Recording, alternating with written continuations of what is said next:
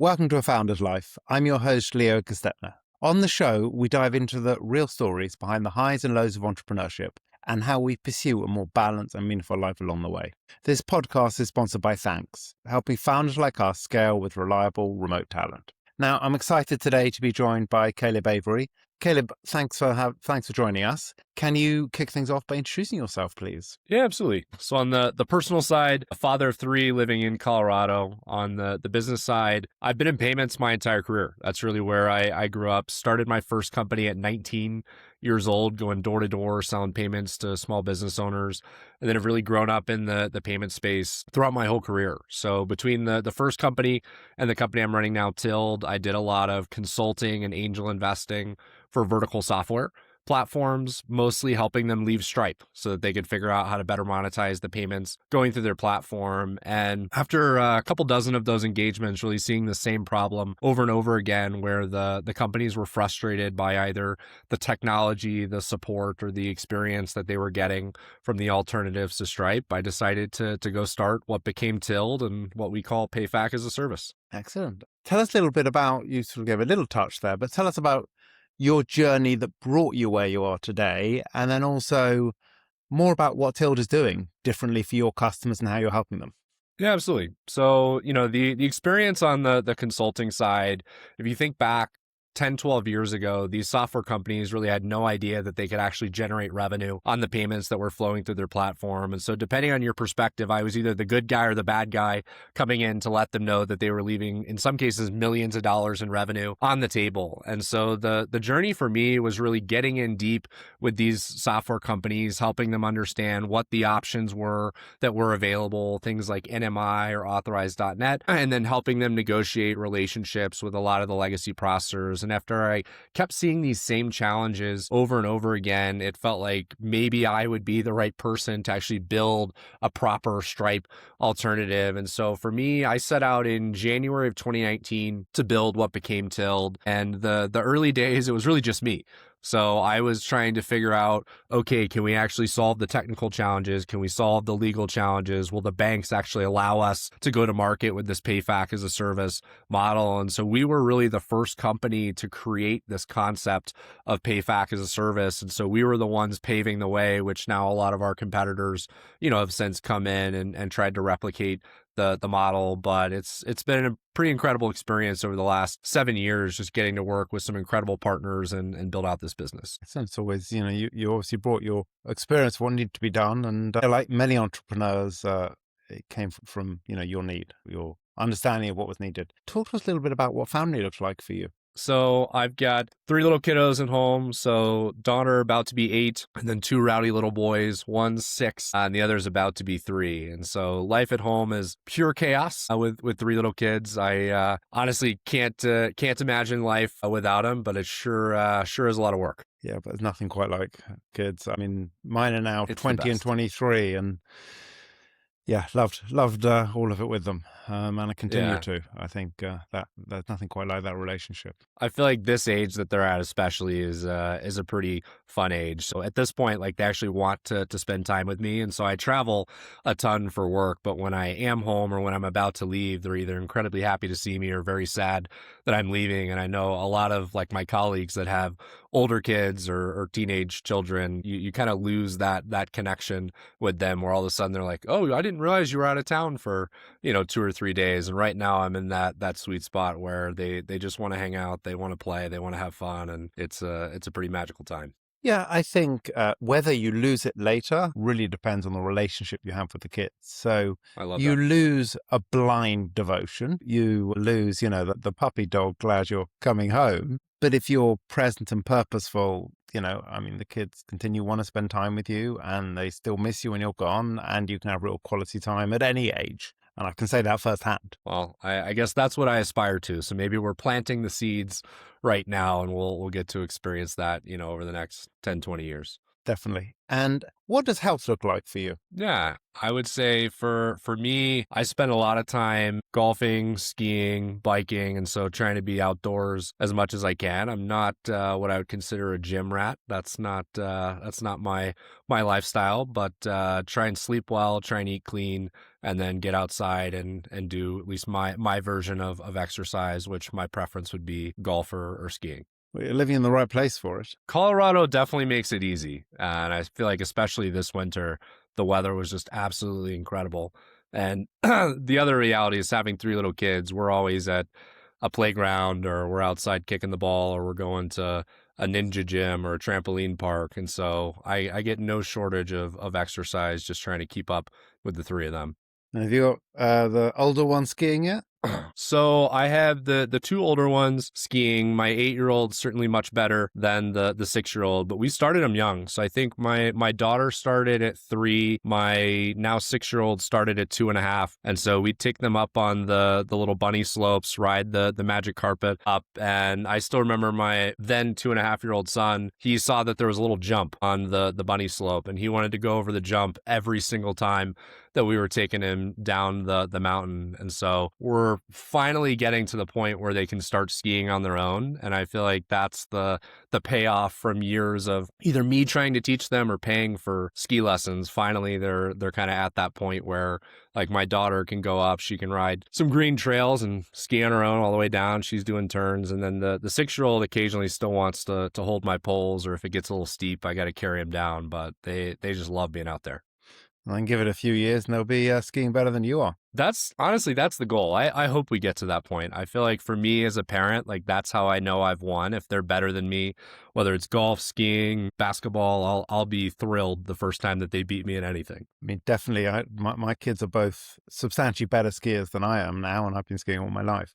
But, or weightlifting. I got my son into weightlifting 5 years ago now, and I always said to him, the aim is you should be lifting much heavier than I am. And, he is now lifting substantially heavier than I am. And, you can see it. He's loving it, and he's, got the muscular to show it. There's also a huge benefit to starting them young. I feel like they're like fear factor when they're starting at 2 or 3 is almost zero. So for me, I grew up snowboarding. And so on a snowboard, I was fearless. I'd go in the terrain parks, I'd be doing jumps and rails and anything, but I switched to skiing in my 20s. And in your 20s, you realize you are breakable, you can get hurt, and you're not invincible. And so my level of fear on skis versus a snowboard is massively different, even though at this point, I'm probably a better skier than I ever was as a snowboarder, but I started so much later in life that, like, my brain is like, nope, you should not go off of that jump. You should not try and do these rails. You're not 5 anymore. Don't do that. And I don't know if it's that the little ones don't break anything, as in just their whole body's a little more flexible, or if they're so close to the ground that they can fall over, Definitely roll, and carry on going. Yeah, the low center of gravity is nice.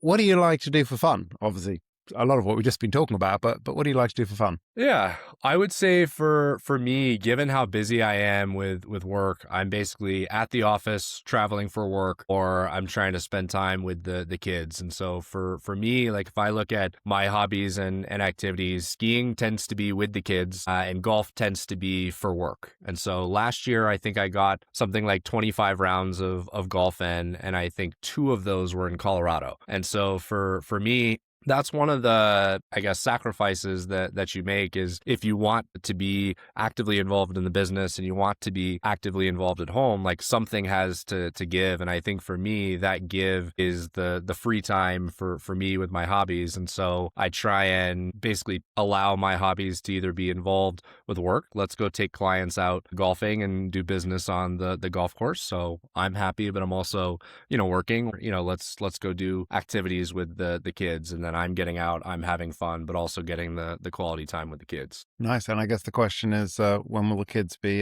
good at golf as well? Oh, we'll see. The 2.5-year-old is the most interested in golf. So he is pretty much the little mini me. And so he'll have our nanny take him to go putt-putt at least twice a week. And so I've got an unbelievable amount of videos on my phone of him getting holes in one at putt putt, which to me, I'm absolutely thrilled that he's just excited to go out and do it. And I've got a little golf simulator set up in my garage, and I've got videos of the little guy. He could barely stand, and he'd be out there just wanting to hit balls. And now I've come home couple days over the last few weeks, and my 6-year-old has been out there by himself in the garage starting to hit balls. And so to me, I try not to like push that hobby or, that interest onto them and make it something that they're excited and want to get into. The byproduct of that is they're starting a little later than I would like, but hopefully they'll be more excited to pick it up because it's their own interest and not dad saying, we gotta go to golf camp. You gotta get out here and do this. And there's no hurry, they'll catch up.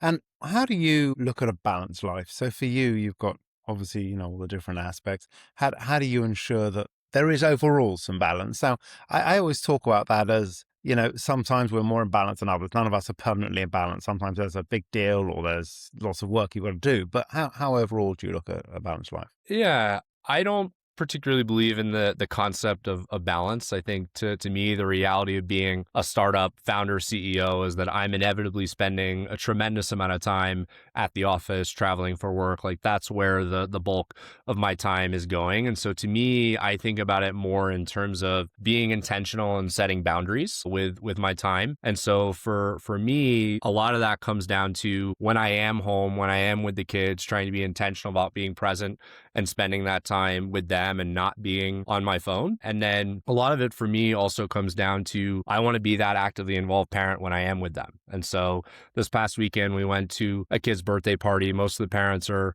hanging out, chatting amongst themselves. I'm out in the bouncy castles hanging out with the kids playing. And like for me, that's my time to go spend, with them. And so it's being intentional about, hey, this is the time that I'm dedicating to family. I'm going to go make the most of it. And then when I am working, being intentional about, okay, I'm in the office. Let's get as much done as I can in the hours that I have available here. And I think by being intentional in kind of which mode that I'm in and then setting those boundaries and saying, okay, hey, for the next 4 hours, I'm going to go be with the kids. I'm going to leave my phone in the diaper bag and be present. I think that's what allows me to be the best version of myself that I can, whichever mode that I'm in. But I still don't feel that there's the balance. I'm not sure that that's an achievable standard. See, I'd argue that is the balance. The balance is that you're at some point, yes, you're working hard, but at other points you're playing hard with the kids. That to me is balance. It doesn't need to be a permanent balance.